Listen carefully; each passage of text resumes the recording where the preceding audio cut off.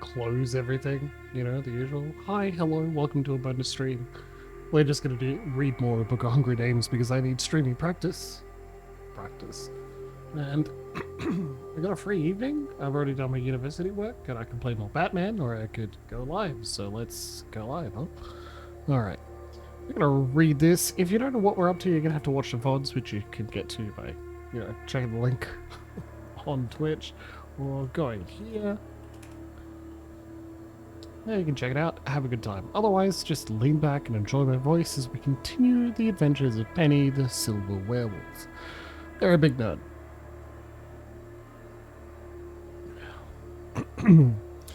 You're starting to draw attention, Penny, Ms. Clear says as she rolls her fancy electric car into traffic. This is inevitable for us, but you need to be careful. I know that young Garou either don't believe in werewolf hunters, or they dismiss them as unimportant and disorganized hicks, but a silver bullet can kill, Penny. Those hunters pay attention to police activity. Ms. Clear recently just saved us from police interrogating us. And mugging us, too. Hurry for police. If you've got advice for how to get off their radar, I'm all ears. Yes, thank you, Discord. Go away.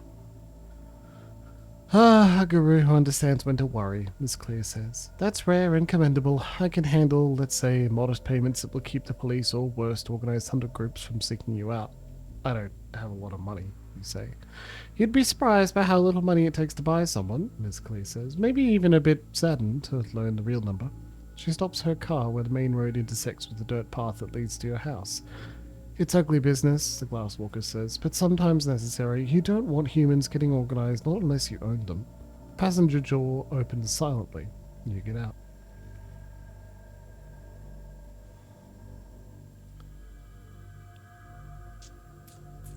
Check my phone.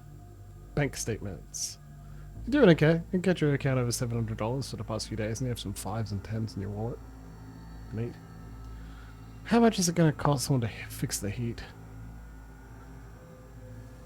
Fuck. A few Yelp searches turn up a handy woman with good reviews who doesn't charge too much, so you take a few pictures of your pathetic heating system and send the woman an email. Apparently your sorry situation counts as an emergency and her van arrives the next day. Parts and labour come to over $500, but she says you can pay it back in installments. When the walls rattle and warm air blows out of the rusted vents, you can't complain. Oh, okay. Elton and I return to Broadbook. Your work there isn't done, so you text Elton in the morning. He tells you to bring dinner, so you log in a hectic day slinging coffee, swipe a bag of uneaten pastries, and arrive at the bookstore where Elton works at the end of his shift. The air grows electric as you enter. Elton radiates only a dim aura of rage most days, but the two of you together put the browsers on edge. Elton nudges you into the back office, where you contemplate how badly you want to kill people or tear things apart. Not that badly, you think. So what's everyone's problem? The bookstore cats seem to like you, at least. Their names are Clorinda and Tisby, and they want the cream cheese you brought. Perhaps they've acclimatized to Elton because they lack the instinctive fear of Garou most domesticated animals possessed. Or maybe they just really want that cream cheese. The bus stops outside just as the two of you finish eating dinner. You race outside into the cold, late winter air. So water's still corrupted? How are we going to start healing it? It's easier to clean a dirty room than a clean one, Elton says as he hoists his old-fashioned bike onto the bus's bike rack. At least that's what my wife used to say when she made me clean the bathroom. We can start anywhere in that horrible place and make progress. It won't be fun, but it'll be productive. The bus drops you off at the Veterans Hospital. From there, you follow Elton as he wheels his bike through the woods until he finds an old trail once used by the Broadbrook Guru. It's easy from there, and in 15 minutes you're at the heart of David Benicki's factory, a festering marsh of slushy, half-frozen water, full of broken concrete, twisted rebar, and the carcasses of the animals he ruined. Scraps of shapeless plastic float in the ooze or hang from the twisted oaks. Elton's breath steams with rage as he looks down on the defilement. He pulls his frock coat closer around him as if to ward off a chill, though an unnatural warmth still lingers in the air. The sun is a red stain on the western horizon, half hidden by dead, black trees. The healing begins today, he says. The Shadow Lord climbs onto a pile of broken concrete. It was once David Benicki's workshop, and closes his eyes. The air grows thin and cold mist swirls over the filthy water. But Elton is just one Theurge and he can't do this alone. You spent time helping Black Tarn maintain her little garden, and you think about where your skills lie and how you can help without this land draining your vitality to restore itself. Menu. Change settings. Oh. Activate storyteller mode. Show stats.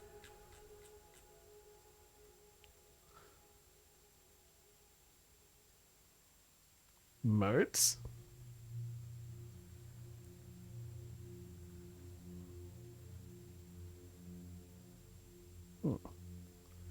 Storyteller mode only notes relevant stats, not modifiers due to equipment. Storyteller dots are digits. Iron Wolfy character can die? I thought that was well and truly included. Anyway, I guess not.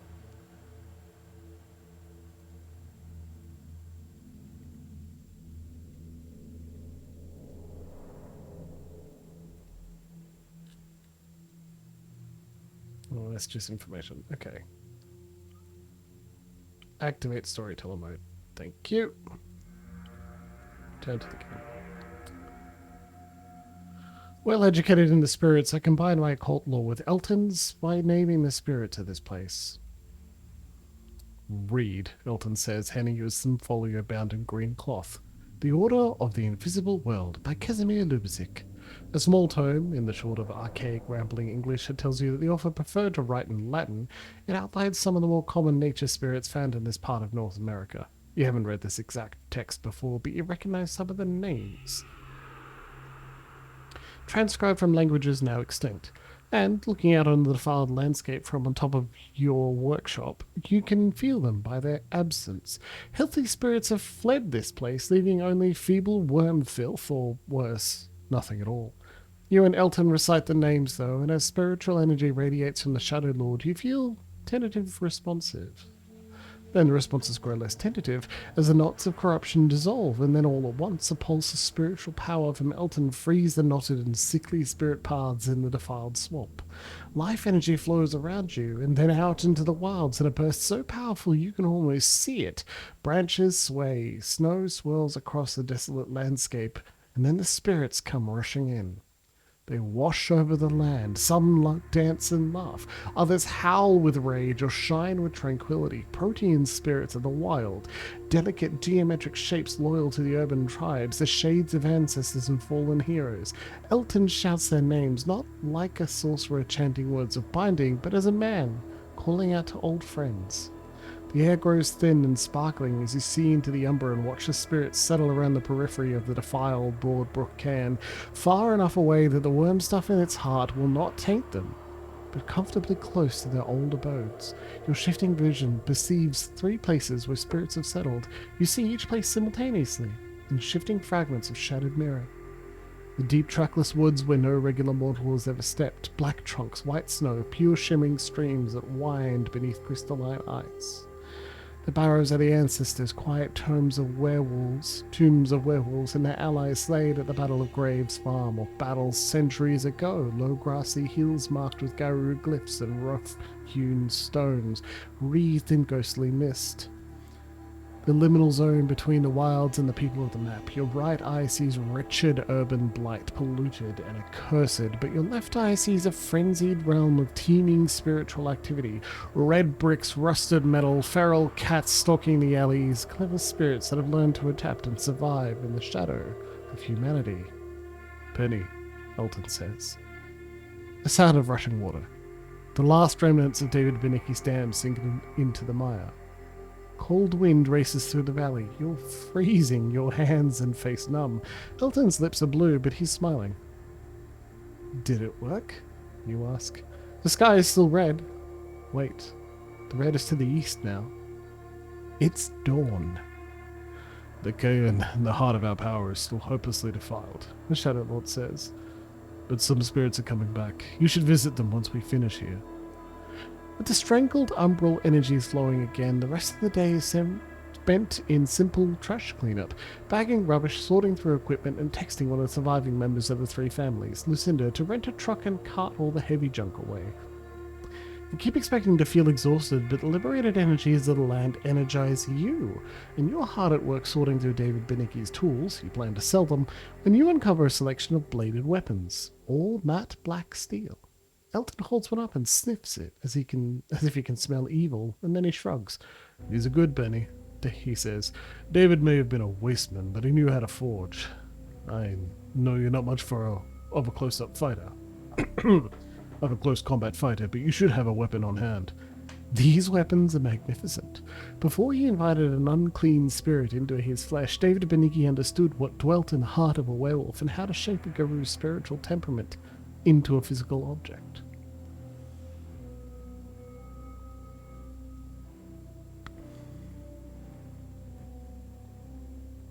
I take the dagger. This twin-edged blade symbolizes a guru's obligations to those he must protect, spirits and regular people. Black Tarn carried a dagger much like this one, except hers was brass, not matte black steel. Straight-bladed, razor-sharp, and with a chisel-like point, this dagger is built to slice and kill, but you can detect the mystical symbolism David Benicki built into the design. This is a weapon that, when drawn, reminds the wielder that its purpose is to protect, not to simply give in to rage. The elegant weapon makes you wish you could have met David before his descent into madness and corruption. Oh, look, there's even more, Elton says, as he retrieves a dagger sheath and hide the weapon under your hoodie. It's knife crime Christmas, mate. He slides several plastic tubs your way. One contains over 100 matte black throwing knives, razor sharp and paper thin. You can't carry a bow around town, and firearms are loud and unpredictable, but these you can use. Keep them, Elton says. He's claimed a short sword for himself. I wonder how much money we can make from all the stuff here that we don't keep for ourselves. A few hundred, Elton says. For all his refinement and occult knowledge, he barely has more money than you, and the Shadow Lord possesses a bone gnawer's instinct for turning trash into treasure. We can't sell the weapons. They're too nice, frankly. But some of this industrial equipment is still in good condition, and Lucinda can turn this scrap metal around for a profit. While talking, Elton has been scribbling in a previously blank leather-bound notebook he's found. He's now labelled it the Book of October. You're about to ask him about it when the exhaustion hits you. Let's get back home, Elton says. You follow him as he rides back towards the Veterans Hospital. He asks you more details about how you came here. I need to be at work at 11. I need to start making a record of everything you and I have seen and done. I'm going to scout the woods tomorrow night and see what else I can learn. You should explore these lands, familiarize yourself with this place as it heals. The bus takes you back home, where you shower, then make and eat a bowl of rice and beans to regain your strength. Elton promised... Oh, let's check the laptop. Email from Elton Day. Kayan is inaccessible. The Stormcat and I spent 2 days scouting the land around the heart of Broadbrook and were unable to reach the Kayan itself. I confess a certain degree of confusion, as the land was not supernaturally veiled before, and even if it had been, the Kayan Spirit Protector should be able to reach it, even if I cannot. A labyrinth of perspective has arisen since the Battle of Graves Farm, preventing anyone from reaching our former place of power. Perhaps this effect only applies to Wyrm spirits who once dwelt at Broadbrook. I encourage you to scout the area. I also encourage you to avoid any conflict whatsoever with the creatures you may find there. The attachment contains several maps that purport to lead directly to the Kayan. The easiest thing to do, it appears, is to retrace your steps from the barrow and head deeper into the forests. Elton promised to introduce me to the surviving members of the three families. I texted him about that.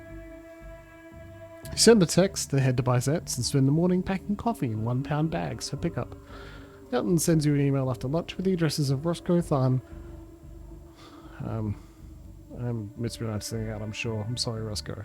A local band promoter, Hoblan Nash, who you met up in Hadley investigating Jasper Heaney, and Lucinda Palace Nash, an artist and metalworker. Well, let's meet Roscoe. Roscoe lives out of his van, so you start by getting his phone number from Elton and sending a text. He responds a few hours later. At the airport, come say hello. Northampton's little airport is a 10-minute walk from your cabin. At night, you can sit on your roof and watch the Cessnas and Pipers take off and land. You follow a walking path under the highway just as a single-engine plane takes off, and you soon spot a rusted van parked on the grass. Roscoe is nearby on the tarmac with a boom mic and hearing protection. You circle around so you don't startle him. Awesome. "You're Penny!" he shouts. Then he realizes he's still wearing earmuffs. He peels them off, stuffs the boom mic under his elbow, and shakes your hand. "It's good to meet you." Roscoe is a tall, lean Vietnamese man in his 60s, with the face lined and leathery from a lifetime outdoors. His long hair is grey, but he moves with the quick step of a much younger man. He waves you towards his van, opens the back, and starts stowing his equipment. The rusted Hulk is much more impressive on the inside, with high-end audio mixing equipment lining both interior walls. This van setup is amazing. I'm seriously impressed. How do you avoid getting robbed? "I'm friends with werewolves," Roscoe says. "No one knows the exact truth, but people have enough sense not to make trouble. Last kid who stole one of my amplifiers got struck by lightning. But speaking of werewolves, you hear about Nin, don't you?"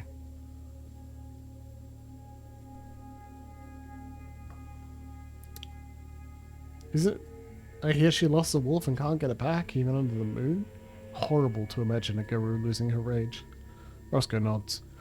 "I don't know everything that happened during the Battle of Graves Farm," he says, "but the den burned and Nin lost her rage. She seems like a happy kid now, but I don't know if she can live that way forever. Maybe a regular Garou could, but she's a wolf. You can see in her eyes. You can look in her eyes and see it. To have been born a wolf and then lose what you are, that has to kill you in the end. If you can help her, I'd appreciate it, even if it means she doesn't play guitar as much." "She plays in a band, right?" you ask. "Saint Homunculus," Roscoe says. "My partner Fornham and I normally handles their shows, but I hear that they'll play Hog Throne if it reopens." Okay, this is important. Is it a throne for hogs or a throne made of hogs? Hog Throne used to have a paper mache throne, Roscoe says, but it got soggy. Beer, you know. Used to have a physical location too, but there were some problems there. Noise complaints, stench complaints, but Hog Throne is coming back as a travelling venue. You should sign up for the emails so you can catch Nin when her band is playing. That's exactly what you're looking for. We start to make plans to attend a show and meet Nin. I hate to say it after what they did to us, Roscoe muses, but it's good to have some werewolves around again. My knowledge is at your disposal, Penny. I've been organizing shows since the 80s. If you want to learn about promotion, venue programming, spotting talent, anything like that, I'm here. That's great, but I'm not sure what a Garou needs to know how to put on a show. The trick, Roscoe says, is to learn how to adapt what you've learned to what you see in front of you. But I won't trouble you. Should I drop you off at home? I'm 10 minutes away. I could walk, you say. Stay safe, Penny, Roscoe says. He rolls off the grass and trundles away in his van. So what happens if we find Roscoe's van? Roscoe's van is parked outside a rundown farmhouse not far from a cabin inhabited by his fellow promoter, Fornham Waverley, a red-faced man on the far side of middle age with the downcast expression of a man whose hustles and schemes didn't work out. Fornham shakes your hand and then immediately starts interrogating your taste in music. Roscoe's very slight headshake tells you that Fornham is still on the map, so you don't even hint about where you're from by talking about the Buffalo area shows. Roscoe eventually disentangles the two of you from Fornham and gets you back to his van. He used to have his finger on the pulse, the old man says as you roll onto Route 9. That was during the Western mass metal boom in the early 2000s. He still does okay though. It's good to see you, Penny. 3 days. 7. Oh, he trains with not money but time. Clandestine leadership, streetwise awareness, investigation.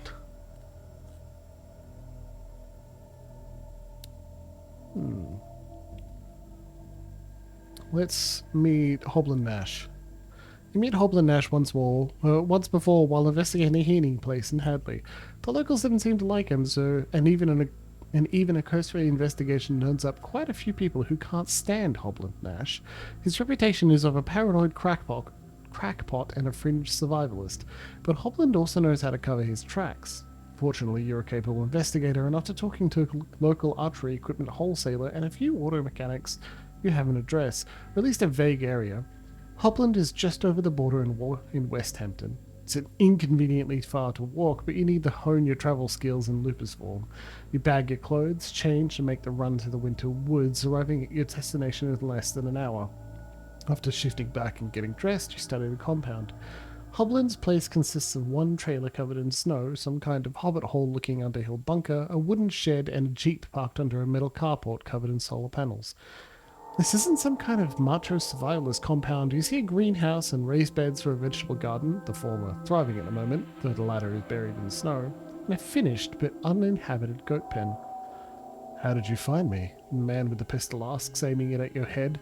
You never saw Hoblin coming. You didn't even hear him. "I talk to people. Do you remember what people are like, Hobland?" "Can't say I'm a fan of them," he says, "but they're everywhere, aren't they?" Hobland chuckles and he holsters the automatic. "Guess I'm too fond of my creature comforts to spend much time away from them," he says. "Come on, I'll show you around."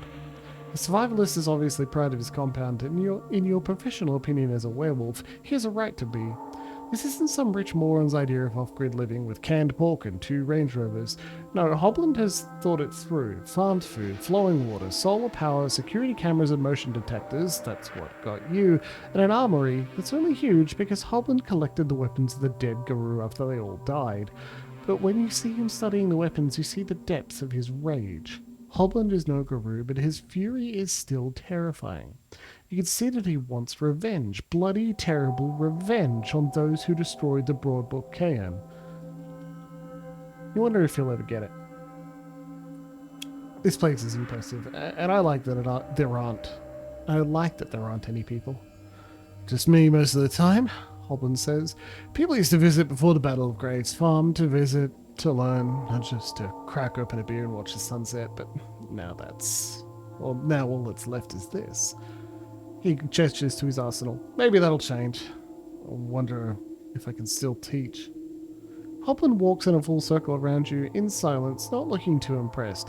You're tempted to explain that you're much more impressive in your Krynos form, but after a whole minute, he says, "I can work with this. I taught Elton to throw a punch and he's a nerd, so I can teach you." The Shadow Lord is a 6'3" nerd in his homid form. Hobland isn't quite as big, but he's also built like he knows how to fight, and does it a lot. "Do you teach anything except punching?" you ask. "Wilderness survival, archery, how to slit a throat, all that Girl Scout stuff," Hobland says. "But I also know my way around people. It takes a certain knack to get what you want from those sheep in town, you know? If you don't know how to fight, Penny, you need every edge you can get."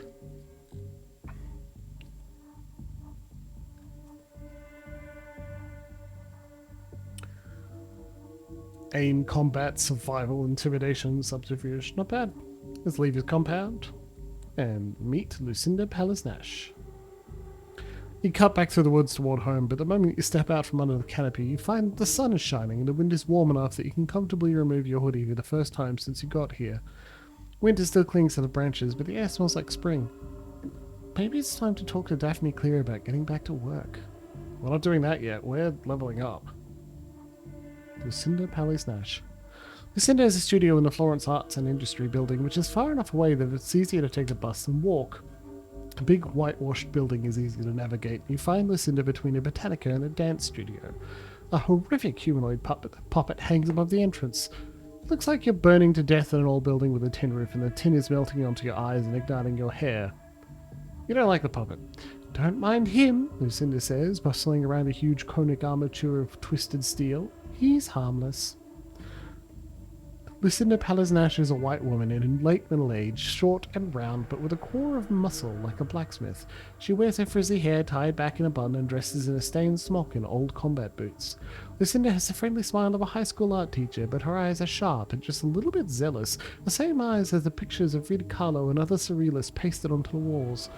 Hundreds of books line the shelves among the sculptures, tools, and oddities, her metal desks and old laptops surrounded by photos of the Broadbrook KM, including a slightly younger Lucinda with a teenage Hobland, whom he recently met at his compound, and photos of Harmony and Melody helping her around the studio.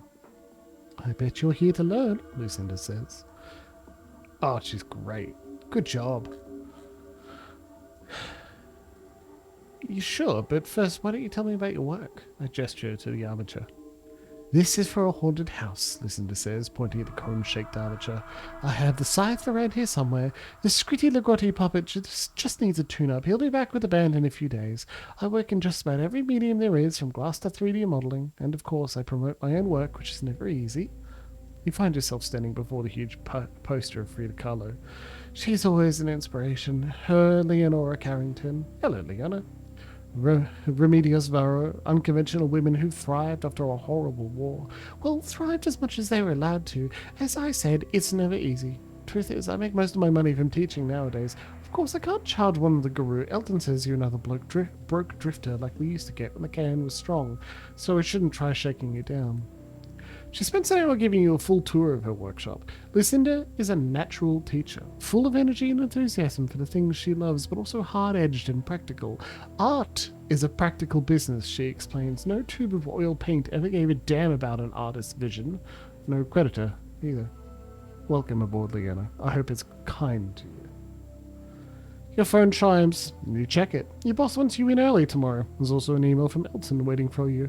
He wants you to start patrolling Northampton in lupus form. There it is, Lucinda says. There's the problems. They say we all get the same thing, the same 24 hours in a day, but that's not true. We gotta work. We gotta drive our kids around. I'm a selfish old bitch and I'm greedy with my time, and I still gotta bail out Roscoe's crew, make sure my friends are eating, teach young werewolves. Everyone is gonna try and take a chunk of your 24 hours. We all need time to grow, and in this world of ours, we all need money to get by. I'm not gonna be your moral compass kid, but it's gonna be hard. You'll need to grab what you can, and then you'll need to know when to pass it around so the people you rely on have room to breathe. You're going to need to fight for slices of that 24 penny, and you have enemies I can't know about.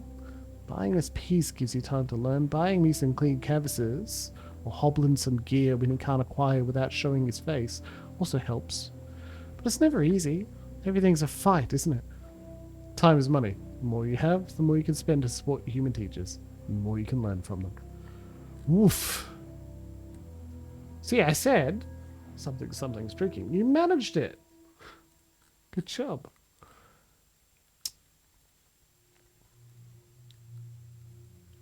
So I said Penny's a big fucking nerd, and here we are. 3 intelligence, 3 composure, 2 dexterity, academics, and persuasion.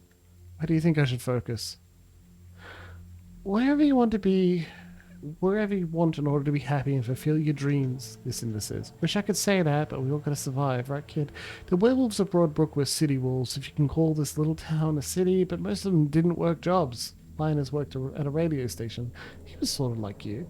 Is there anything you can teach me that'll help at Byzance, you ask? For working in a coffee shop? I don't know if I can teach you any practical skills, but I can help you learn not to blow your top. That'll sure help. Social attributes like composure. Well, my composure's already high. Persuasion. Academics. Let's just max academics. 3 days. Any idiot can read a book, and many have, but Lucinda offers you something better. A coherent program of study. Over the next few weeks, you read dozens of books on art history, art theory, and cultural criticism. You become familiar with the complete A to Z, Adorno to Zizek, and endure Lucinda's challenges, analysis, and critiques of your understanding. You don't know if you're any smarter or better educated, but your head feels slightly heavier. That's probably good. I think we now need to toughen up. We are a werewolf and we're not very tough. Hobland. I keep thinking about my battles, Hobland says, angrily shaking his head. But last night when the Shadow Lords came for the 3 families, so I heard. I killed a Fomor. Should have died. I really believe that. Like God blinked or something and he forgot to kill me that night, because what can I do for him and his creation now? He says in his hands, all this fucking training. This arsenal. 1 dead Fomor in that fight while everyone else died. I couldn't stop David Benecke. I need your strength. The strength that all Garu bring. Their birthright. You need to bring the fight to the enemy. I don't want revenge and I'll never have justice. I just want our enemies dead.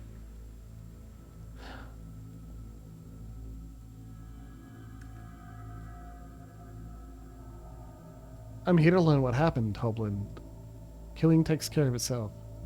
I can teach you that. Wilderness tracking, then moving through the urban herd. I know how to do it, and I want you to learn, too. There's so much to learn, so many things to trade in. Where should I begin? You begin with making money, Hoblin says, because we live in a capitalist dystopia, as you may have noticed, and that means we have to work together to survive. I live alone, but I'm not alone, Penny. Elton helps me and I help him. Me and Lucinda back each other up when there's trouble, or just no money. I know it looks lonely here, but we're a little community. But the Battle of Graves Farm destroyed us, Penny. It just wiped us out. So if you want to help, so we can help you, make some damn money. Is that simple, you ask? You and Elton and Linus, you never met him, he died. A werewolf mutants or something, because you can work honest jobs. Hoblin says, that's a blessing. Make a lot of money and give us time to breathe. I know your boss. That's a woman who knows how to get what she wants. That's an important ability to cultivate. If you're going to work at a coffee shop, manipulation will help you at my sense. Well, don't have the days to spend.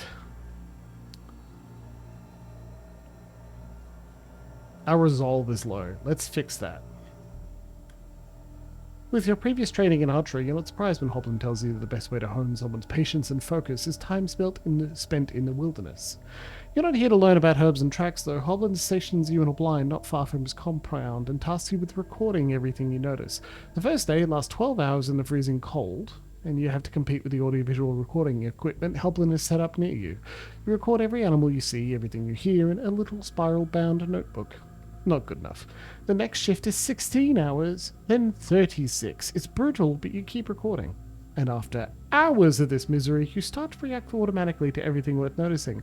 Your notebook expands, catching animal sightings, the occasional bird, the distant sound and faint smell of diesel trucks. When you hand your notebook to Hoblin after your 5th trip into the blind, he finally nods, satisfied. Whew. So you leave early so you can walk back to your cabin before the sun sets. Anyway, just like a refresher, what we're doing here is just reading out an audiobook. That's why I'm having low chat interactions, a bonus stream. I don't think we'll have a lot of hanging out, but it is still an enjoyable time with all of you. I follow Elton's maps to the... No, that... Text Elton about Melody Palace. You get a quick response from the Shadow Lord. She's a silver fang from one of the old families. Her sister Harmony was a human alchemist, but also practically one of the old pack. I don't know how she was immune to the delirium, but she was. She was good friends with my late wife, Catherine. The mere existence of Melody and Harmony drove the three families half mad as the patriarchs and matriarchs fought to control them. But we can't do anything until Ms. Clear gives us the go-ahead. I know it's frustrating, but we need a data specialist to hide our movements. Our cult tricks didn't work, after all. Podge? Where can I find Podge? I text Elton so we can make plans. After sending a text to the Shadow Lord, you search online for a few minutes without much luck. Finally, Elton responds. I've emailed him, but he hasn't responded. As far as I know, he's still in Hollyoak, south of here. We can conduct some preliminary research right now, but remember, no travel until Miss Clear finishes covering up that guy you killed and why. I need details. Tribe, auspice, more data always helps. A few minutes later, you get an email labeled Fact Sheet. Podge, born Patrick Owen Hodge in Quincy, Massachusetts, to Palmer and Elizabeth Hodge, both Boston area lawyers. First change at 15, very young. Fled parents. Met him a year later and introduced him to the cairn, but they didn't want a bone Nora, or an untested full moon. Rare combination, a bone Nora, Arun. They wouldn't let him fight at the Battle of Graves Farm, which is how we survived. After the battle, he went south to Hollyoak. I tracked down an address that might be his. And I think it's been busy lately. It might have something to do with how we, the Broadbrook Cairn, shut down the old coal plant in Hollyoak. Let me forward some articles.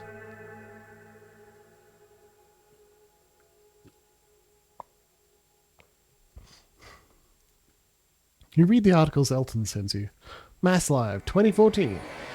Mount Tom Station closes for good. The last coal-fired power plant in western Massachusetts, Mount Tom Station in Hollyoak, begins decommissioning. Smart Cities. New lease on life for Hollyoak, MA's former coal-fired power plant, long blamed for residents' health problems, and by 2009 the plant had lost profitability due to economic trends, which led to its closure in 2014. Last year marked the start of a new chapter for the power plant, which has been transformed into a solar farm. GRC Media 2 years ago. Universities applaud start of Big Calc, the so-called Big Calc, a joint project of 5 Massachusetts universities, Everlight Gas and Electric, and the Massachusetts Green High Performance Computing Center, is expected to revolutionize fluid dynamics when its calculations finish, leading to revolutionary efficiency in hydroelectric plant design. The Daily Hampshire Gazette last year. Activists protest Everlight's planned Holyoke pipeline. Activists called the project unwanted and unnecessary.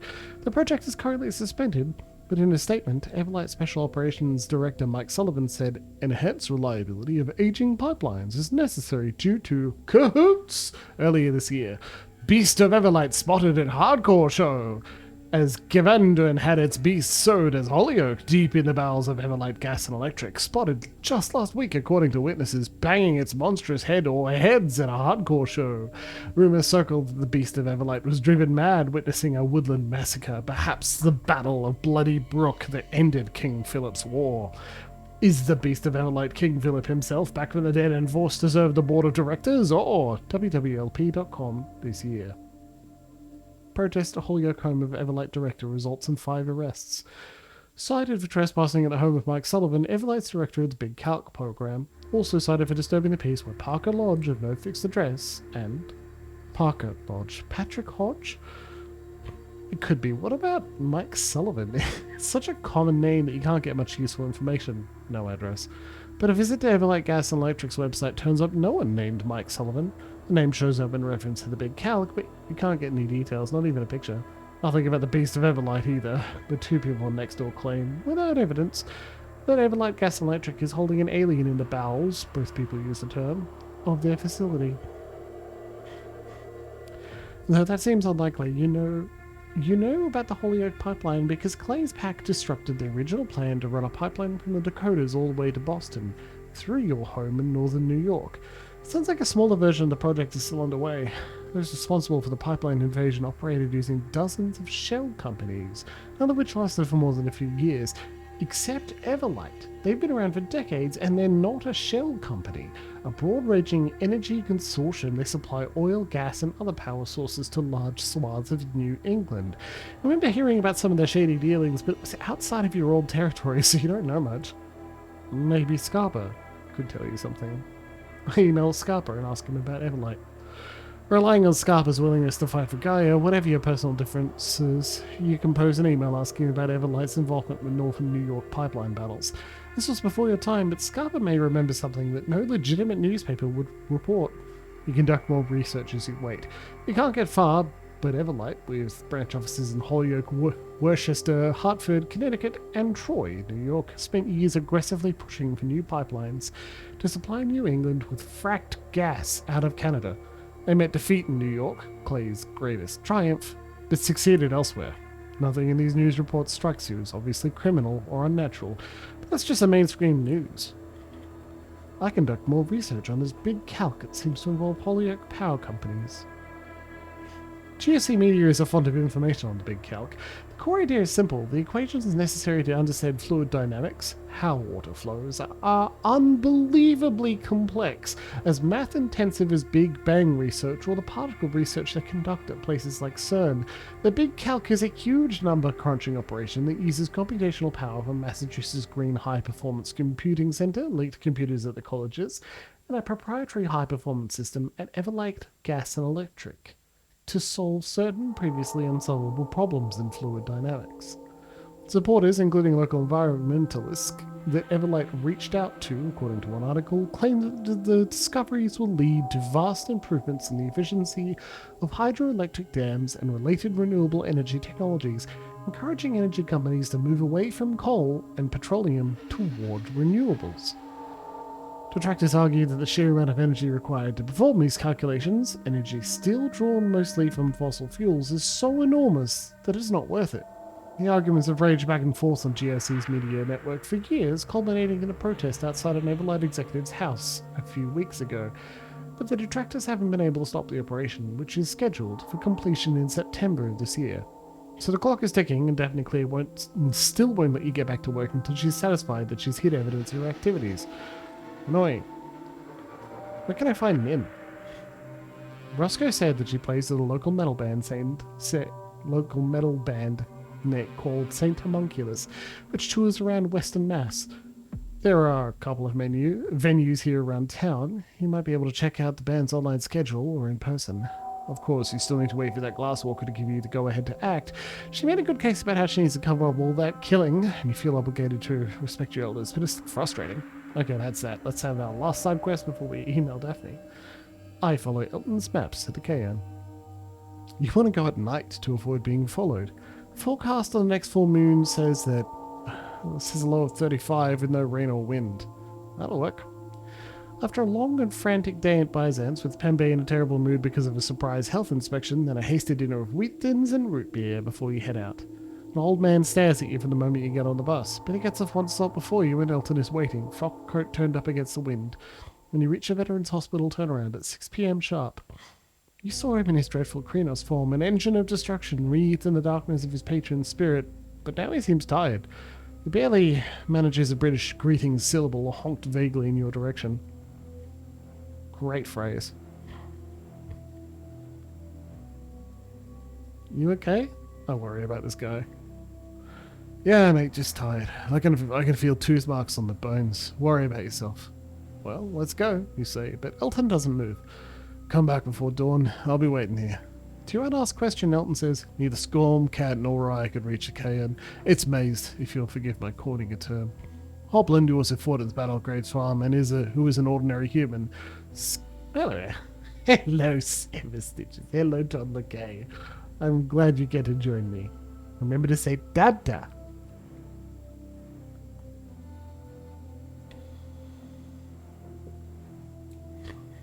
Much love to my little baby and my wife. Whom is Emma Stitches, by the way. After this, you want to grab a coffee and talk? I think I sort of like Elton, even though he's a bit dour. Also, one sec.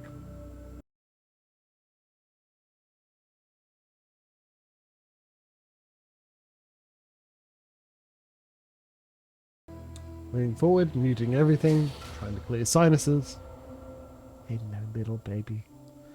Dour and paralysed by indecision, probably half mad after everything that happened, though he hides it well, but also charming in his own way.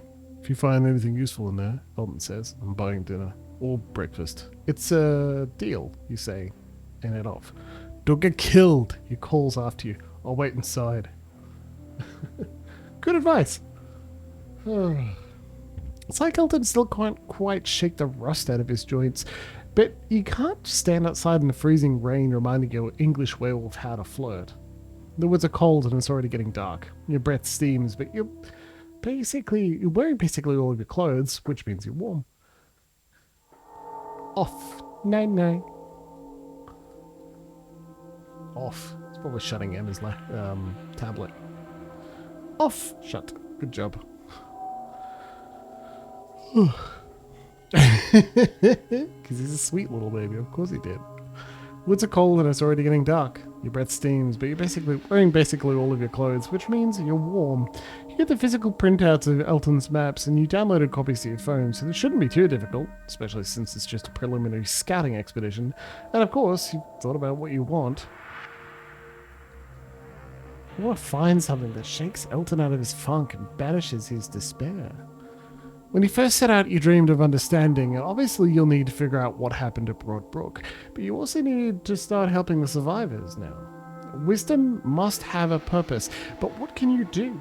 As the light fades, you look for anything that might mean something to him or the other survivors. What could help them?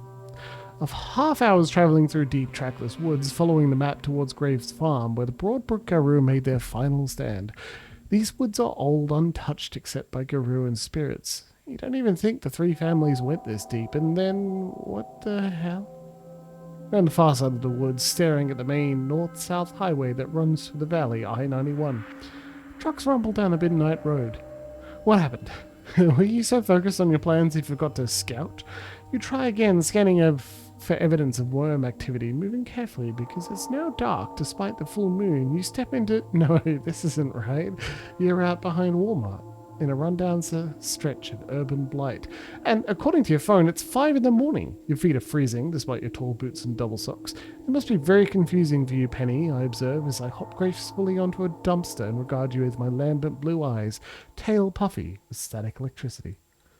Good morning, Stormcat. Always pays to be polite to the gods. I like it when Garou are polite even when they're obviously frustrated. It reminds me of what I once was. Was?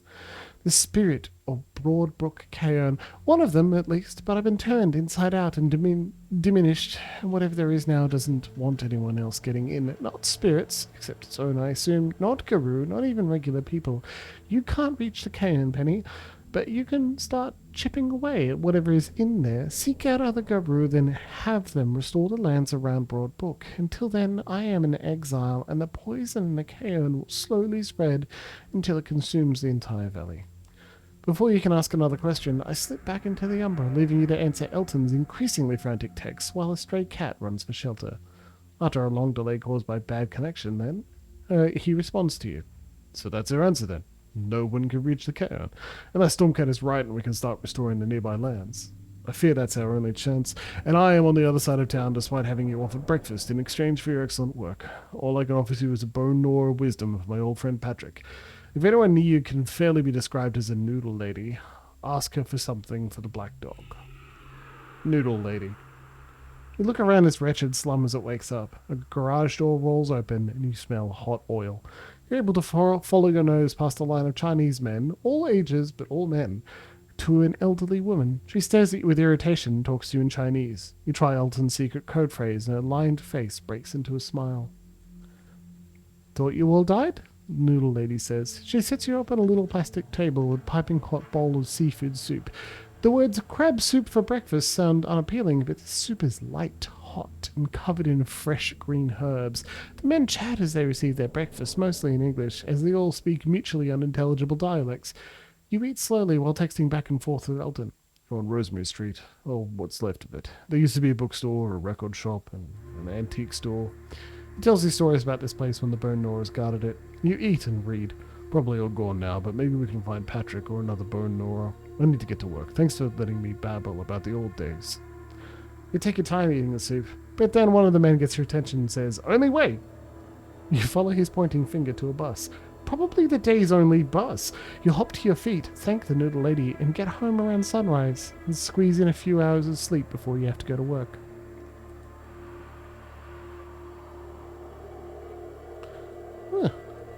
I return to the stretch of urban blight. Oh.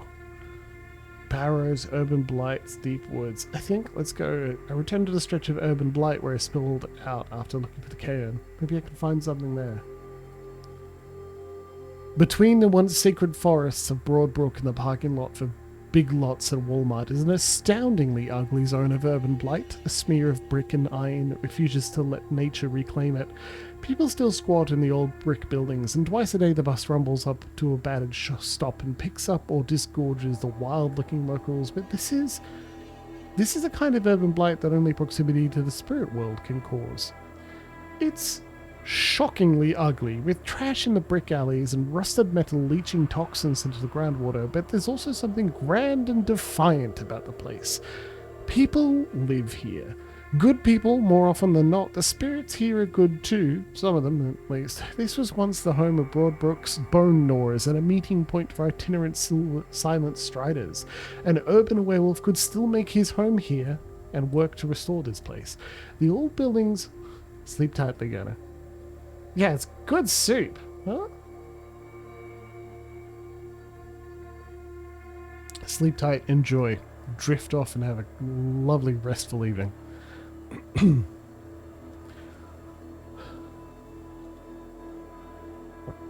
The old buildings around Daphne Clear's office probably looked like this before her arrival, but you can feel how the Glasswalker has healed the built-up cityscape, working to restore the humans and spirits within. Right now, though, this place is a blight, a toxic wasteland, spiritually and literally. It needs healing, and you can't heal it without a bone gnawer, or a glasswalker. Miss Clear has already claimed as much territory as her spiritual authority will allow, and you doubt you can entice Scarpa to join you down here, so you need to find a bone gnawer of your own before you can start turning the scrap heap around. Check my phone. No, nothing good there. I scout the deep woods around Broadbrook, edging around the areas where my memory is spotty. You pass into the deep woods and a cool winter breeze sends ribbons of blue-white snow fluttering across the bare rocks. This is a sacred place, hidden from the people of the map, and once so rich with spirits that you can even still feel their lingering presence. But so much has faded and fallen into ruin since the Battle of Graves Farm. You pass Miniers and sacred trees, the tattered remnants of banners, old stone walls tumbled down into heaps. You note signs of spiritual corrosion as the powerful energies of this place shift out of balance without a guardian to maintain them. Dead animals that mark the lair of some minor furmore. You'd kill it, but it'd just come back. The foul pools reveal the passing of Wyrm Spirits. You even find the Cult of Fenris runes scratched in a rock as the fallen werewolves try to claim these territory without healing it. All this must be restored. You need someone wise in the ways of the spirit wilds, a child of Gaia, or maybe a heart warden like Clay in the days of his power.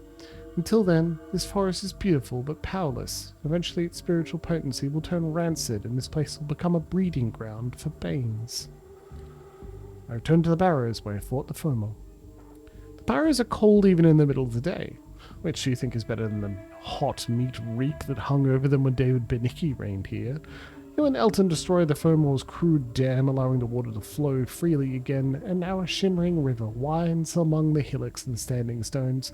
But a brief investigation of the main barrow reveals how much remains to be done. Elton must have taken away the corpses of David Benicki and Jasper Heaney, but the disturbed dead are everywhere. You return some to their niches and move that beaten copper mirror away from the hole in the barrow where the water is getting in. But even if you shifted into your Glabro form, you could work for months without making progress. No, you need a specialist. Though many tribes are associated with the dead, including the Silent Striders and the Ghost Council, Elton says that the Silver Fangs watched over the ancestors at the Broad Brook. You need to bring one back here to start healing ancestral spirits that dwell in this defiled landscape. Until then, this is simply a land of death.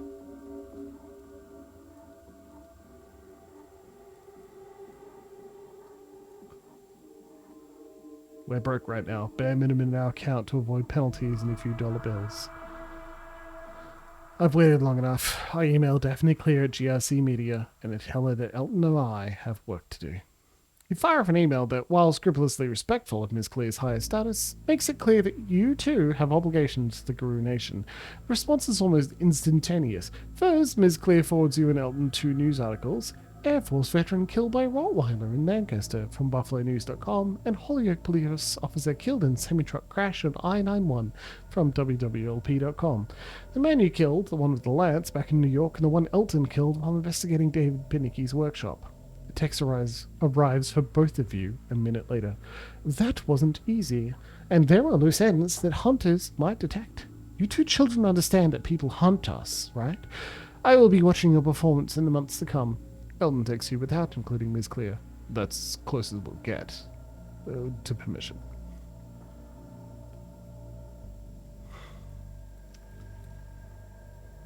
These millennials always checking their phones. Penny. Theoj, a crescent moon. Rage 2! Hey! Litany sustains us max. Humans must understand. Answer is spirit high. We can still win. Human allies are struggling and have no time to train you. Relationships. Elton, 2. Nothing else? Jeez, okay.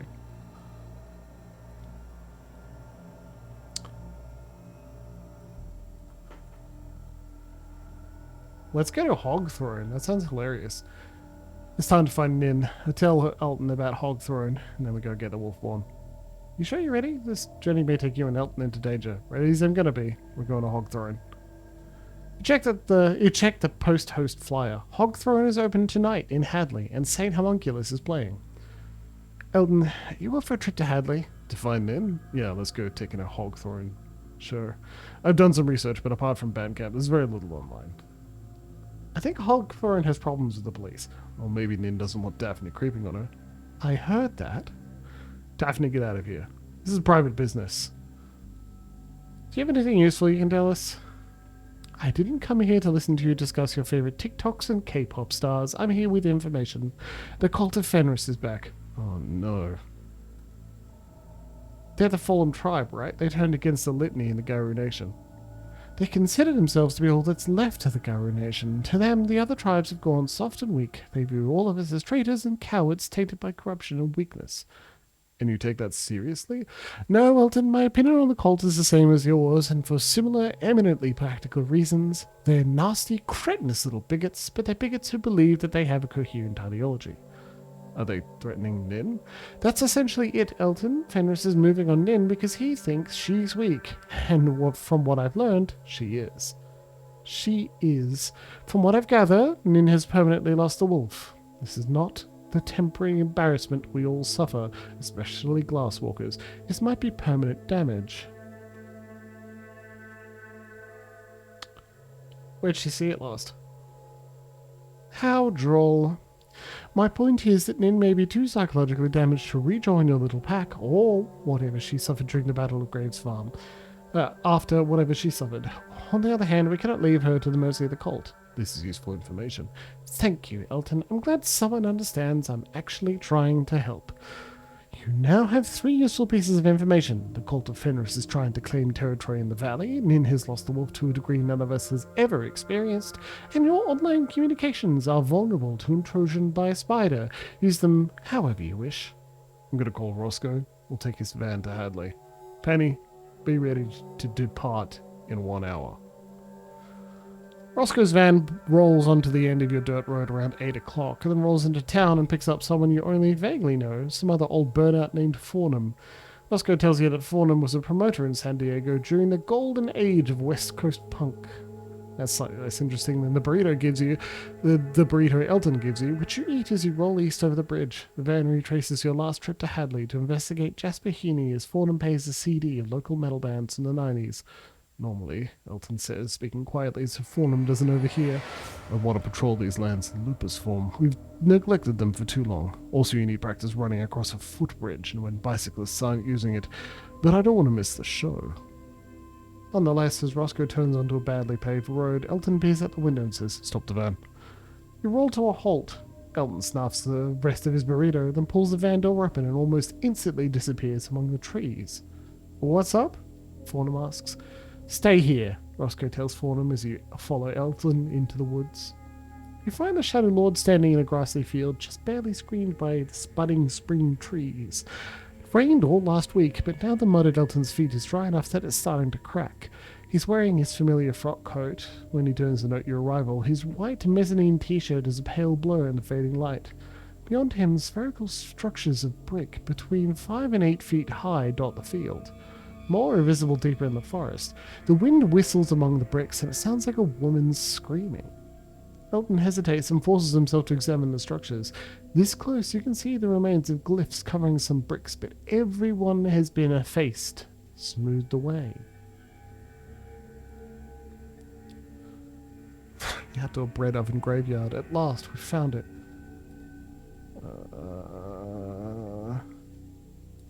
Yeah. Not quite, Penny, Elton says. Though this is a graveyard of sorts. Ages ago, the Guru of the Broadbrook Kaon fought the armies of the Wyrm here. We won, but then the dreams came. Dreams and nightmares leaking into the waking world. Some things, Elton says, running his fingers over another crumbling brick, don't die all the way. They stop, but they don't go away. Even the most defiled Banes will return to Gaia in time, but these were the spiritual equivalent of styrofoam. You can't recycle them, right? All we could do was wall them off where they died so their undying corpses didn't leak into the surrounding umbra. Elton is about to say more, but then he frowns and stalks around a dried-up mud pool to another of the brick beehives, this one covered in vines. Gaps are visible in the brickwork. You can't see anything inside, only blackness, but the smell is rank. Like someone wrapped a dead raccoon in bubble wrap and burned it. They're falling apart. I don't know how to fix it, Elton says. That's why we're going to find Nin. We need a child of Gaia to really start healing this land. There's nothing I can do here. Let's get back on the road. The van rolls past fields of corn, asparagus, and marijuana, past a gas station with pumps so old that it still has a physical price display that spins like a slot machine, to a boarded-up white farmhouse with a rusted trailer in front and a red tobacco barn rotting out back. Tonight only, this barn is hog-thrown. You'd feared that 8 o'clock was unfashionably early for a show, but these are farmers' kids and the party is already lit. Fornham takes out an old flip phone and asks if the band need help getting ready. Roscoe tells you to bail as it rolls onto a field of stubbly grass and negotiates for parking among the old and new trucks and retro sports cars from the early 2000s. There's a big age range among the crowd heading for Hogthrone. Kids younger than you with neon hair and pronoun pins aren't ironic, and then college students up from UMass or Amherst not even bothering to get dressed up, jeans or yoga pants with hoodies. Millennial hipsters with sleeve tattoos and pronoun pins ironic, carrying their own beer in plastic coolers, keep apart from the prematurely aged rural poor, ex-channers with cold eyes and grubby Carhartt jackets and low-slung caps. And the serious music geeks in their 40s and 50s, still making the circuit to the golden age of blogging, though the golden age of blogging has passed, and so has the golden age of guitar rock.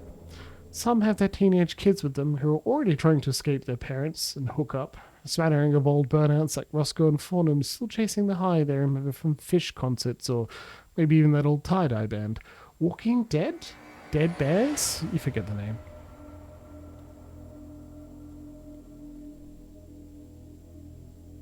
The Grateful Dead. The once stately white farmhouse, now a boarded up ruin covered in weeds, holds the bands and most of their equipment. Ned is in there somewhere, but for now, you and Elton join the line that leads to the barn's small door on the west side of the barn. That's the main entrance, it's the band's use the south door. Chapter 3. Music from Another Time. Woodcutter, cut my shadow from me. Free me from my torment of seeing myself without fruit. Why was I born among mirrors? From Federico Lorca's Song of the Barren Orange Tree, translated by W.S. Merwin. Where the hell is Elton? A second ago you were both standing in line to get in, but the Shadow Lord has disappeared.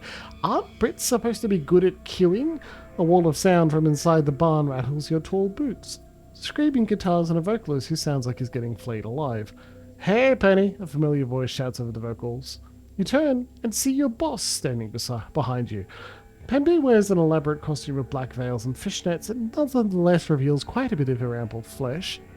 Her face is painted up in some kind of retro-goth style with huge blue-black chunks of angular makeup. Her fingers flash with silver and opal rings. You watch her hands carefully. That's fucking awesome. Also hot. Black veils, fishnets, ample flesh. Fuck yeah.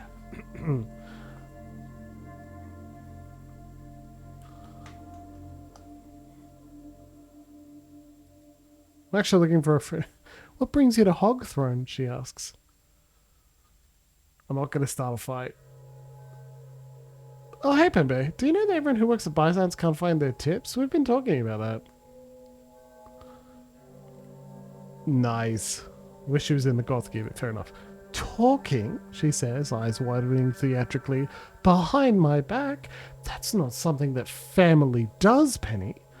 You're pretty sure the families talk to one another, and also that 5 baristas don't constitute a family, but before you can pick up which line of argument to take, Pembe looks over your shoulder and waves to a friend of hers. You've seen the woman before, she owns a pottery store in town. They struck up a conversation concerning the low integrity and questionable hygiene of their employees.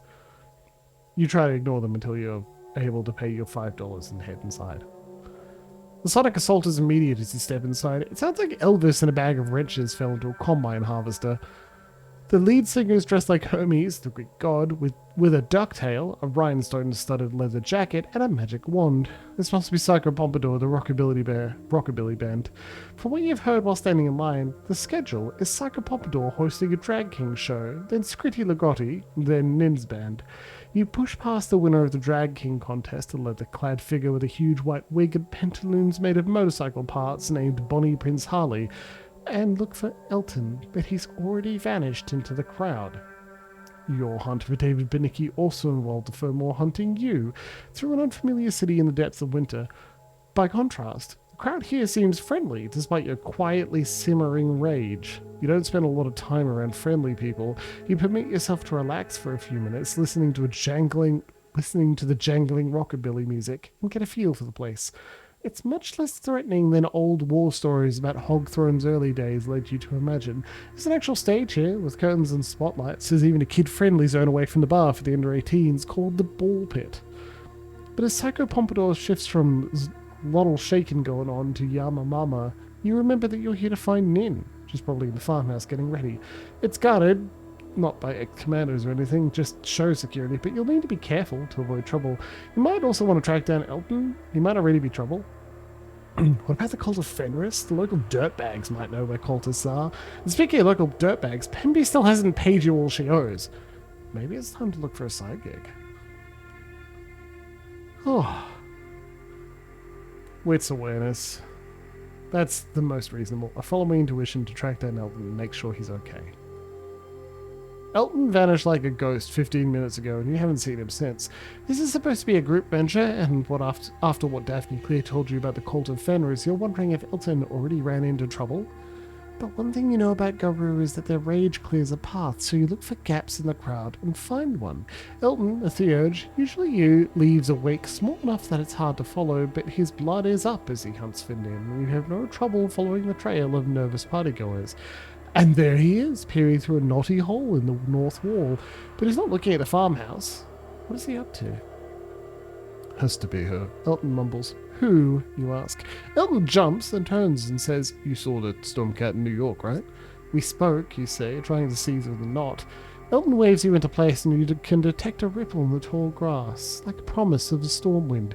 You see something much more solid and substantial at the tree line. Much more wolf-shaped, too. I can contact her, Shadow Lord says, but I need to be sure since it'll draw attention. It's her, you say.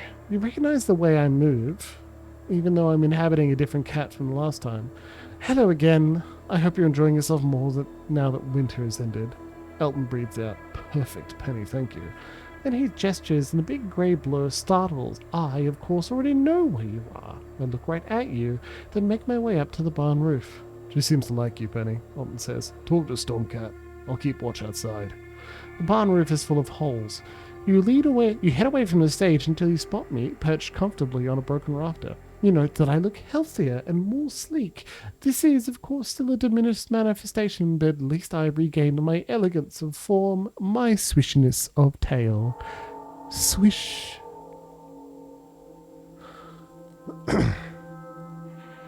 Can regular people hear you talk or think? I'm trying not to scare people or reveal the spirit world to them. Regular people are a house of cards falling. It takes them 70 or 80 years to fall, and in that time they never stop believing that they're making choices and having thoughts. They will hear me if they want to hear me.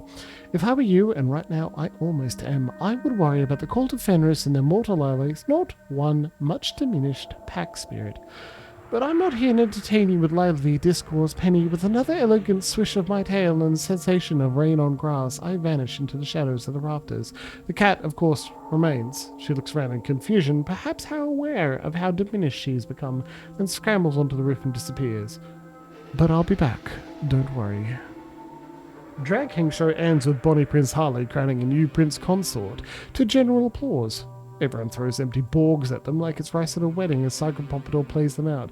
Then a horrible puppet drops from the rafters and starts chattering in a high-pitched synthetic voice as a new band heads for the stage. They recognize the horrible puppet from Lucinda's studio. This must be Scritti Ligotti. Lil Nas X plays through the tinny speakers as the next band gets ready. The metalheads boo theatrically, but younger people hit the dance floor. Hey, I know you, someone says from behind you. A kid a few years younger than you pushes through the crowd. Skinny, pierced, dressed in a ratty purple Baja hoodie with buttons that read they, them, epicycle bikes know the path, and Sierra Freak. Sick.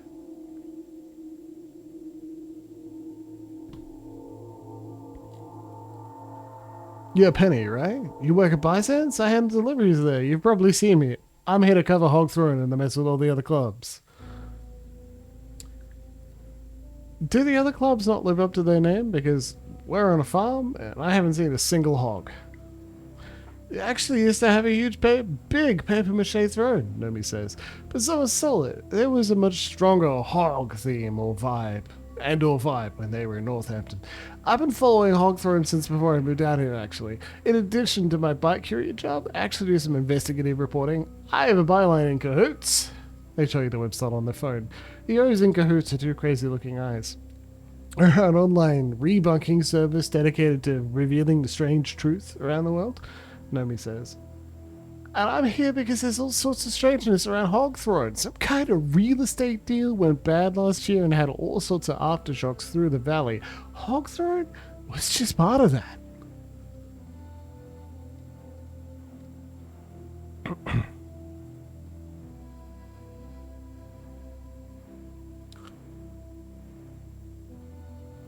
Real estate? This is an old barn. Who's working the real estate angle?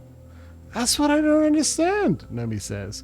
The company buying up real estate in the valley is Uvid Development, and their point man is a creep named Oliver Boone. Pretty minimal online presence, but I know for a fact he also goes by Heinrich, and that alias is linked to neo-Nazi and white nationalist activity over a dozen forums. The Cult of Fenris.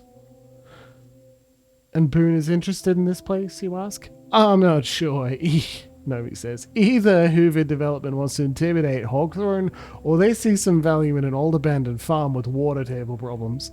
Nomi shakes their head like that's absurd, and the land does seem economically worthless, but what about its spiritual value? You think back to those brick tomes. Tombs?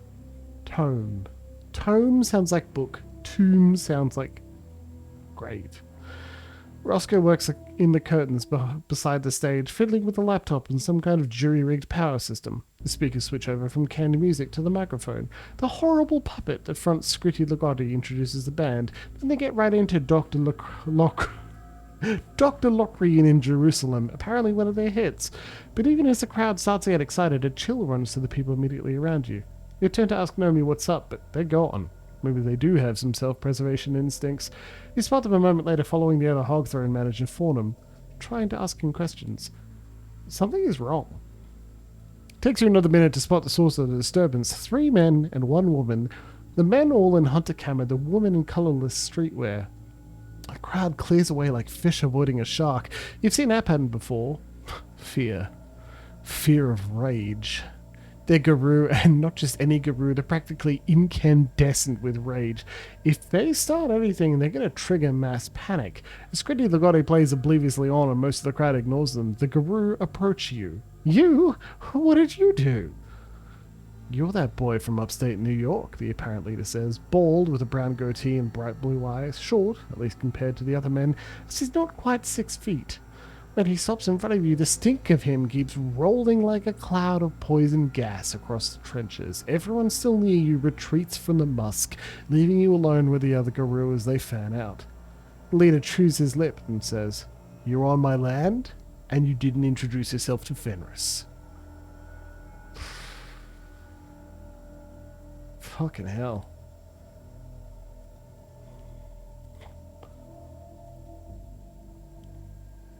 Hello, I don't believe we've met, Mr. Never hurts to be polite. Be careful, young man, the leader says. Some people interpret a smile as a threat. All those teeth. The big guy behind him growls, flashing yellow fangs. Of course, some people can't be trusted to go out on their own, which is why my friends are sticking close to me tonight. Back off, Vindlerson. A touch of rage in the leader's voice, and Vindlerson, 6.5 feet tall, 350 pounds or so of brutal, functional muscle, flinches and steps back. Satisfied, the leader turns back to you and says, "My people know me as Heinrich. They can call me Mr. Boone if you prefer, as I'm not the sort of man who boasts about his accomplishments. You're here with Elton, right? And Min?" Somewhere you hear Roscoe shout, "Where the fuck is security?" Not much agitates the old man, but you can feel the tide turning against the cultists, and you can see why. Midleson's jacket has a black sun patch, and he's wearing a vegan Reich shirt. The woman in grey behind him wears a t-shirt that says, "Not stolen, conquered," above a map of the continental United States. With security absence, sharps and anti-fascists are closing ranks looking for improvised weapons. You might be able to keep the cultists talking to forestall a fight, but on the other hand, you doubt Elton would want you talking to them.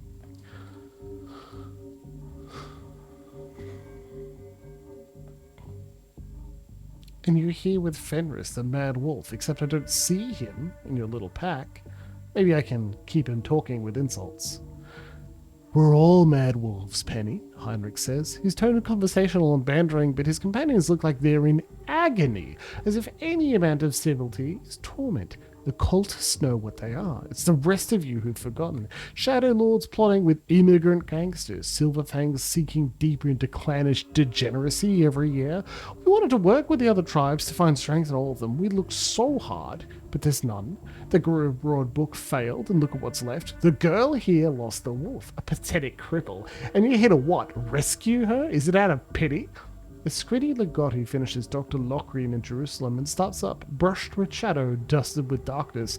You feel the crowd's mood growing even darker. They've seized full bottles of Sprite from the juice bar, the closest thing to weapons since there are no cans or glass bottles.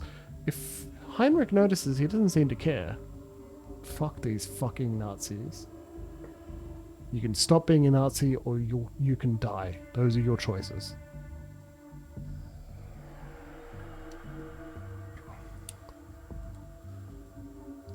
Alright, what are our stats? Manipulation, composure, intelligence, academics, maybe persuasion, but not much. Fuck.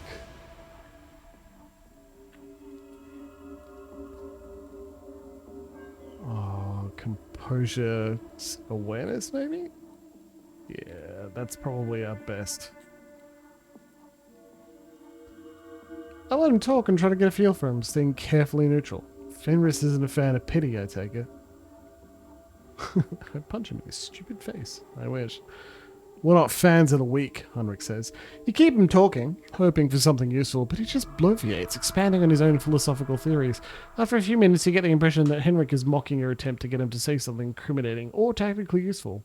That's when a middle-aged woman dashes her full solo cup over Heinrich's head. Get the fuck out, she screams. Then the whole crowd is screaming.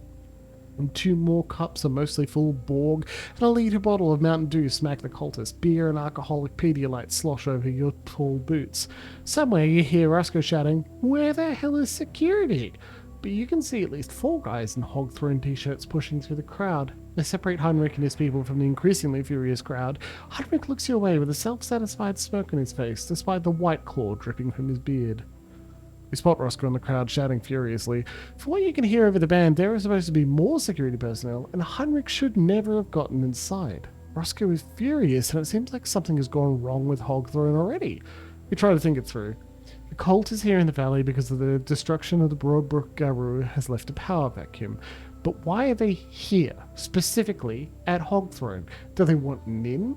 Or is this part of a more conventional power grab, an attempt to control some of the considerable money that flows through these illicit clubs? What you need is to see Heinrich not as an individual, but as the center of a knot of spiritual forces working on him.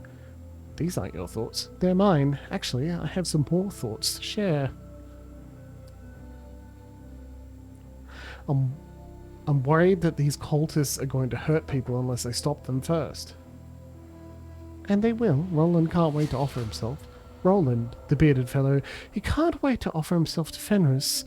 But you need to look to the future, Penny. You can't, of course, not like me, so I will tell you this. The cult of Fenris will try to claim the defiled can.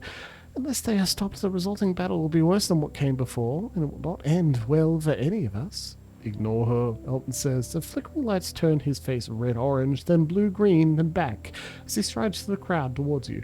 The Falcon of Doors died when the can fell, but the Stormcat might have well as. She's mad and she can't help you. I don't think we should seriously consider the diagnosis of a man who keeps a giant oil painting of his dead wife above the fireplace, Penny. You will note how his tone holds a mix of scorn and pity, as if I were the mad one here, not him. But we'll talk later. The confusion of perspective vanishes as suddenly as the Stormcat does. Useless creature, Elton says. Anyway, what are the cultists planning? I don't know, you say? Their leader was cagey. What the hell are they planning?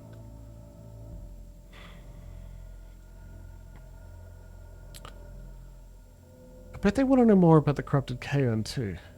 Maybe they think Nin knows something. Maybe she does. Part of the reason I'm looking for Nin, Elton says, is that she might have seen something on that final night. I don't know how much Nin remembers, since she was too young to fight at the Battle of Graves Farm, but something must have caused her to lose the wolf. Maybe she remembers what it was. I'll see what she knows. You can't see the cultists. Instead, you try to follow disturbances in the crowd because part of the crowd is furious. Security is working to control the crowd's rather large anti-fascist contingent, but for some reason no one is throwing the cultists out. You know, show promoter, but that seems like such a bad idea to you that you don't think it's a mistake. Who is letting them stay?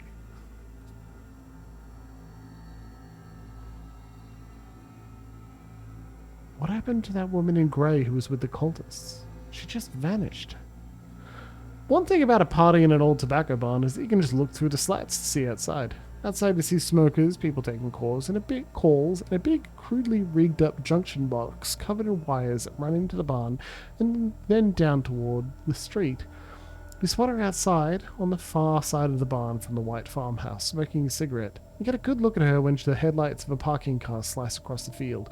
Messy auburn hair, colourless eyes, a grey scarf around her neck. She's wrapped her grey cardigan around her t-shirt, probably to avoid getting her ass kicked out and she doesn't have her bodyguards. The woman's fingers gleam with rings from several related European occult traditions. You see Futhark runes, sigils from Hermetic alchemy, and symbols from Asatru, or general Germanic neo-paganism. Most of her rings are silver. She's not Guru. The woman might know something, but she's definitely some kind of occultist. You would need to impress her with your occult lore to get anywhere with her. Absolutely. I talked to the occultist, turning all of my supernatural knowledge towards impressing her and learning what she's doing with the cultists. Fuck this fucking racist. The occultist watches your approach, her expression haughty and unafraid. That's not surprising. She didn't seem to fear the cultists either. You're Elton's pup, she says. It would be nice if people stopped referring to you that way. Penny, you say. Gazelle Dedikind, she says, holding out a hand to shake. You ignore your instinctive fear of her silver rings and take it. This close, you can see the scars on her wrists. She snatches her hand back and covers them with cigarette-burned sleeves, but you don't think she's just a cutter. You think those scars formed patterns. You're not Guru, you say. Oh, Giselle says, her tone dripping with contempt. What am I, then? You scan her rings and paraphernalia. Asatru affiliated esoteric pagan, you say? A real thing, though most of your iconography was invented after the spread of Gardnerian Wicca. The real thing, she says, amused. You've got sigils into your arms, you say? Which means you're either insane or you have real power, and the cult of Fenris considers mental illness a weakness like any disease. They wouldn't tolerate you unless you were useful to them. She tries to pull her sleeves down again, then shrugs and lights another cigarette. She takes a long drag, but doesn't seem to breathe it out. Instead, smoke rolls out from behind her scarf. I assume you're helping the cultist expand, you say, gesturing to a hidden t-shirt. I look after my own interests, Penny, she snarls, but she watches you carefully through the nicotine haze. Giselle is on her own path, one that is momentarily compatible with Oliver Boone's. Might that change? Before you can start working that angle, Giselle says, that Vietnamese guy is looking for you, Roscoe, scared out of his damn mind. You might want to calm him down before he makes a fool of himself. She turns pointedly away from you, and you head back inside just as Scritti Ligotti finishes up their set. There's no time for canned music this time, as St. Homunculus doesn't have a puppet lead singer to hang from the rafters before the set begins. The frontman tests his mic and launches immediately into a crowd pleaser. Cry Havoc. You heard this one when researching the band. I talked to the witch, Giselle. What does the litany say about human occultists? The litany is so old that its warnings predate human magic as it's currently practiced, Elton says. But my mother was a student of the occult arts and of occultists themselves, and she told me that there were two paths of real power. Too much knowledge or too much pride. The smart ones are bad enough, but the proud ones are always worse. I think Giselle is the second type. My main worry is someone like Giselle is that she can consume the spiritual energy of Kaons. What if she wants the cultists, or us, to purify Broadbrook Kaon so that she can swoop in and drain its power? Can she really do that, you ask? I heard it's possible, Elton says, but that's a long-term problem. Right now we need to worry about the cultists, so what have we learned? We need to figure out what's happening tonight. I learned that the cult of Fenris chieftain, or whatever that he wants to call himself, is Oliver Boone, and he works for a company named Hubert Development, a real estate and brokerage firm. And apparently they're in protracted legal disputes with every club in the valley, including Hogthrone. You glance up the rafters of this decaying barn. The question is obvious. Who would ever want this hulk?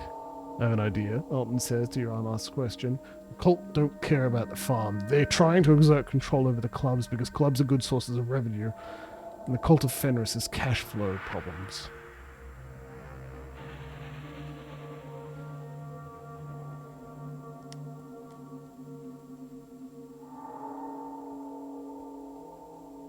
Ooh, they get stitches this time. Honestly, hour and a half is a good time to finish. I think we'll call it there. So we'll continue dealing with these fucking fascist werewolves next time we have a bonus session. Thanks for joining me tonight. Please, remember to tell the people you love them very much. Bye, everyone.